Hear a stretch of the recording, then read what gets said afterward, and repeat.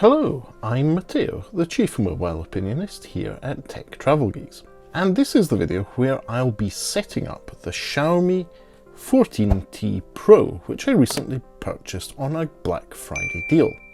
As usual, I'll leave links in the description where you too can purchase the Xiaomi 14T Pro. Just be aware of the fact that whilst I purchased it on a Black Friday deal and I'm publishing it during the period of Black Friday deals, it doesn't necessarily mean that in your country or region you will be getting the same deal. Anyway, I've already done the unboxing video. You can check that out here on the Tech Travel Geeks YouTube channel, but in this video we're going to go through with the full setup. It's going to be a long one, so strap in and get ready.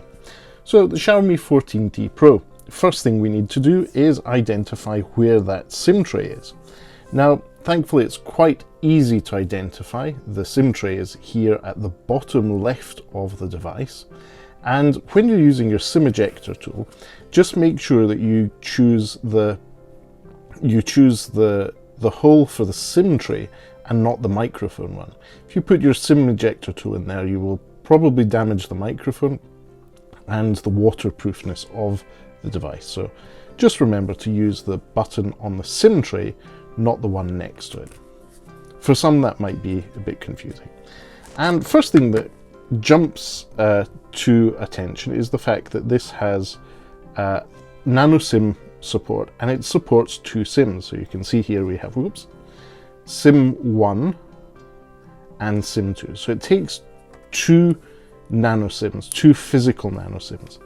But the great news is that, and the reason I purchased this, is that it also supports eSIMs. So it essentially has two radios which can be handled through the eSIM system through software or through physical SIMs, as is done here. Have I got this the right way around? Let me double check. Yes, that should be right way around, and there we go. So we've put the SIM card in. Now time to turn the phone on. I am going to long press the power button that's on the right hand side of the phone. And whilst the device is booting up, you can see the Xiaomi logo and powered by Android at the bottom. I'll put the case that was included with the Xiaomi 14T Pro on the device. And it's a simple slip-in. It's a TPU case, it's all good. Now, interestingly, because I'm putting a UK SIM card in it and I'm in the UK, it's automatically detected that we're in the UK. Great. So let's go ahead with this. English United Kingdom, we'll move on. What region are we in? We're in the United Kingdom. Great, so it's now setting up that. Now, here we have a set of terms and conditions and the user agreement and privacy policy. This is all about how Xiaomi use your data, how they share data between their own applications and services and other ones. I trust Xiaomi. I've read through this in the past on other devices, but I do recommend you read through this. Everyone should. You'd be surprised by how many people have signed off their souls to a service provider. Anyway, next up we have a screen where we're given the option to set up using another device. In this case, I'm not going to do that. I want to set this up as a shiny new device. Now, it's already recognized my SIM card and the number to my SIM card. This is great. So default SIM for all calls and data is SIM number 1. Next, it's going to suggest that I connect to my Wi-Fi network, and I shall do that now. Great, I'm now connected to my Wi-Fi network. I should be able to be verified on the network in the next few moments. Whoops, it's suggesting that I enter my password again. Great, I'm now connected to my Wi-Fi network and I've had my first experience typing on the Xiaomi 14T Pro. Haptic feedback is on by default and it's a crisp, responsive haptic feedback. It's not the sort of haptic feedback that shakes your boots, but it does give you the distinct impression that you're typing on a physical keyboard, which is a good sign. It means it's a good haptic feedback engine. Now, next up, I'll sign into my Google account. Great, and now we're faced with two-factor authentication or multi-factor authentication. I'm just going to use my other device and approve that sign in, and then just like magic it comes up. So next bit is we're offered the option to choose who's going to be using this device. In this case I will be using it, but there is also a parental controlled way of setting up this phone so that you can set it up for your child. In this case I'm a grown-up, I can do it myself. Now, usually, as usual, we agree with the terms and conditions of Google and its services on Android. In Google we trust. We've said this multiple times throughout our videos here on the Tech Travel Geeks. It is a trusted company to us. So I'm not going to copy any apps and data from other devices. I want to set this up as a new one. We're going to automatically install updates and keep our device up to date. Next up, we have the ballot screen. This gives you the option to choose your search engine to use on the device. You can choose between Google, DuckDuckGo, any other search engine. But I am going to go with Google. Bing is also not a very popular option. As I said, in Google we trust. It is, in my view, the best search service, both locally and on the web. Next up, we have suggested screen lock setup. So I'm going to set up all three. So let's set up fingerprint. So first we need to set up a screen lock, and I'm going to set up a pattern for this. And then it says to remember your password, because if you were to forget this, it would be a problem. Okay then, so now that I have set up my screen lock, I have the option to enter my fingerprint. Now the fingerprint scanner on the Xiaomi 14T Pro is under the screen here. It is an optical one, and as you can see, my finger does light up as I place it on the fingerprint scanner. That's because how it works is essentially it bounces light between the screen and my finger, and then reads the reflection of what it looks like under that sensor, and then it's essentially gets your fingerprint for future use. So I'm going to continue with setup. This is great. Next up we have the screen where it suggests that we set up Gemini, the artificial intelligence assistant. So we're going to go that.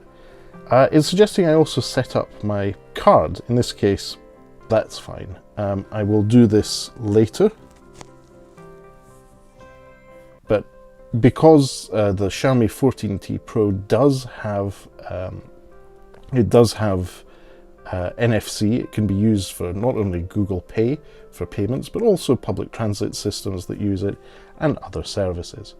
Then it suggests that we add an additional email account. I won't do that just now. We're fine with how text displays. We'll take our potluck with wallpapers and additional apps. We're not really interested in that at the moment. So that's the end of the setup, really. We'll have a final basic settings from Xiaomi, which we're okay with. We don't want to have parental controls on.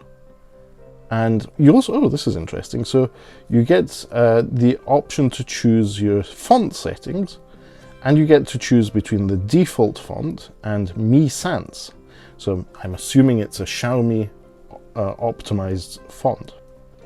And then you get given the option, this is interesting, to set up your default launcher. Do you want a fruity company-like or an Apple-like everything on the home screen, no app drawer, or do you prefer the app drawer option? I quite like these animations of how they're pulling up and down the app drawer or swiping between screens endlessly as you do on a fruity device. I am going to choose the app drawer. Great, and now we're on Xiaomi HyperOS. HyperOS is a rebranded version of what used to be MIUI or MIUI, which is Xiaomi's Android distribution optimized for its own devices. Now, back in the day, I was using MIUI before Xiaomi was making smartphones, when it was still an Android ROM, as they're called, or an Android operating system that you could download and install from the likes of XDA developers. So there we go. Xiaomi HyperOS is now setup is now complete. That's the basic setup. Once it's done, Ooh, that's quite a nice grayscale background. Once it's done, we can start looking around MIUI and seeing what it's like. It is, in some ways, very fruity company-like. So swipe down from the right and you get your usual quick settings. Swipe down from the left and you get your actual notifications. So stuff is happening in the background here, specifically around the Google Play Store. So we'll just see what apps are happening in the background. There are 53 apps downloading in the background. So there is quite a lot of bloatware already installed on the device. And we can see that by cancelling what's updating and starting again. All these apps will be updating. Now, they're not really obvious on the home screen. There's a few of them here, like booking.com. That obviously shows that the launcher itself has just restarted because it's being updated. Opera, YouTube Music, and lots of apps here. So, for example, I'm not interested in booking.com, and I know that it's installing and things are happening in the background, but if I long press on booking.com and press that minus button, get a nice little animation and it uninstalls the app. Is it still here? Yes. So it hasn't actually uninstalled. If you want to reduce the bloatware or the pre-installed apps on your Xiaomi smartphone, you have to go into the app drawer, long press on the icon, and then press the trash can pop over. And then it gives you a little prompt saying uninstall booking.com. It will remove all app data. That's fine. Now that is uninstalled. Likewise, we see here that we have Opera already installed on the device. If I scroll down in the app drawer to Opera, long press, delete to uninstall, uninstall the app, and then go back to my home screen, Opera is gone because I actually uninstalled it. And we have a whole folder to have some fun with here. For example, I don't use Spotify. I'm going to long press on that, delete that, long press on WP Office, delete that. Word of warning, that won't actually uninstall the app. I have to long press here, press the trash can, and actually uninstall it from the app drawer. So lots of apps which I was not expecting, but I suppose poor old Xiaomi has to make money somehow, because on the Black Friday deal I got this smartphone on, it's difficult to get much more value. So I'm assuming they're selling this phone at a very small margin, and they need to make their money up with pre-installed apps, which they're paid for by these companies. It's a form of advertising. Anyway, we are installing a bunch of apps in the background. This, despite the amount of stuff that's going on in the background, is a remarkably fast and snappy experience. That's MediaTek Dimensity 9300 Plus chipset is very, very capable. It's also paired with a significant amount of RAM, in this case 12 gigabytes of RAM. So that's good to see. Now, okay, we've done that. Let's have a browse around the settings in MIUI and see what's happening here. So let's see what's happening with the phone. There's a suggestion for an update. So I'm going to update that. So we're currently on HyperOS 1.05. It's suggesting that we download the 1 gigabyte update to go to 1013. That's great. Now I have the 1 terabyte version of the Xiaomi 14T Pro. The reason for this is I'm going to be using this for producing video, for recording video, and I will be doing that, for example, next week in New York City. So be sure to be subscribed to the Tech Travel Geeks here on YouTube. Have that notification bell on, because I will be producing content and publishing it from this phone directly. And to do so, obviously, I'll need to have set it up to my liking. So we've set off the operating system update in the background. Let's mess around with the display and brightness settings. I prefer dark mode, so I'm going to choose that. We're going to leave auto brightness on. What color scheme would we like? Well, this is how you set up your display to work with color. So Original Color Pro is the original one. You also have the option for vivid colors. saturated colors, which is a bit of a punch in the eye, and then you can go and mess around with it in a little bit more detail. But for the purposes of my use of the phone, I think the original Color Pro setup is great. And you can also set up the colors of the screen and how saturated and set up the colors are by using adaptive colors. So it will use your ambient light to understand how to set that up. But I'm going to go with original Color Pro, turn on adaptive colors, and be done with it. So we saw that there's the option to change your font. There's lots of options here. And you can download fonts, ringtones, wallpapers, themes, all from the Xiaomi store in the background. But just be warned, that is an option. So if you get weird sans fonts, if you want to operate your phone in Comic Sans, that is an option. Now, let's have a look at the wallpapers, online wallpapers, editors, pics. This all comes from the theme store from Xiaomi. That's various options are there. What else do we have? We've got themes, display, home screen. We've got the Google Discover feed on the left, which I like. Relaxed animation setup. Lots of ways to operate, personalize your operating system on Xiaomi's MIUI. Or sorry, Xiaomi's Hyper operating system, HyperOS, which used to be called MIUI. Great, so we're still installing a few apps in the background. We do also have a very capable camera on the Xiaomi 14T Pro. This is why I chose to purchase one. You essentially get the option to select the style of pictures as you set it up. These are optimized by Leica with collaboration with Xiaomi.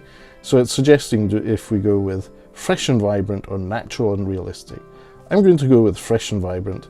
That's my personal preferences. And if you want to, you can mess around with these settings. We'll be doing a dedicated video about that in a future video here on the Tech Travel Geeks YouTube channel. So as I said earlier, be sure to be subscribed and have that notification bell on to see when that happens. First impressions are that this is a very powerful, fast, snappy device. It's very, very responsive despite downloading an operating system update in the background and apps from the Google Play Store at the same time. So first impressions, really nice. The haptic feedback is good, the typing experience is good, and you may not be able to tell here on camera, but that display, which is a 1320 by 2712 pixel display, is beautiful and crisp. Black blacks, because it's an OLED display, it's just a really good screen. Anyway, I think we can wrap this setup video done now. Obviously there's going to be a few extra apps and operating system updates to install. I'll go ahead and do those off camera. But for now, thank you for watching if you made it this far in this video. And as I said earlier, if you don't already, please do subscribe to the Tech Travel Geeks here on YouTube. We cover consumer electronics, gadgets, accessories, travel content, and fashion. Essentially anything we think makes the travel experience better. And as I said earlier, I am on a trip to New York City next week. I will be producing content using the Xiaomi 14T Pro, so do keep an eye out for that content being published. But for now, thanks for watching and goodbye from me.